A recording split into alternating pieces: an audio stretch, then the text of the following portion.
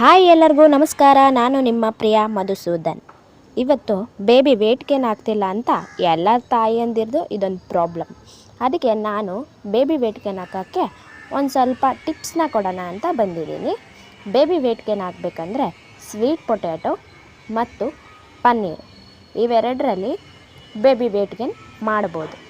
ಅದು ಹೆಂಗೆ ಅಂದರೆ ಸ್ವೀಟ್ ಪೊಟ್ಯಾಟೊದಲ್ಲಿ ಬೇಬಿ ವೇಟ್ ಗೇನ್ ಆಗುತ್ತೆ ಮತ್ತು ಕಣ್ಣಿನ ದೃಷ್ಟಿ ಕ್ಲೀನಾಗಿ ಕಾಣುತ್ತೆ ಮತ್ತು ಶುಗರ್ ಬರೋದನ್ನ ಕಂಟ್ರೋಲ್ ಮಾಡುತ್ತೆ.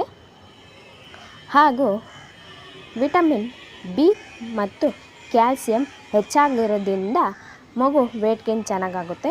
ಪನ್ನೀರಲ್ಲಿ ವಿಟಮಿನ್ ಬಿ ಮತ್ತು ಕ್ಯಾಲ್ಸಿಯಂ ಹೆಚ್ಚಾಗುತ್ತದೆ ಮತ್ತು ಶುಗರ್ ಬರದಂತೆ ತಡೆಯುತ್ತದೆ. ಇದೇ ಥರ ಟಿಪ್ಸ್ ಬೇಕಂದರೆ ನನ್ನ ಚಾನಲ್ನ ಸಬ್ಸ್ಕ್ರೈಬ್ ಮಾಡ್ಕೊಳ್ಳಿ, ಶೇರ್ ಮಾಡಿ, ಕಮೆಂಟ್ ಮಾಡಿ.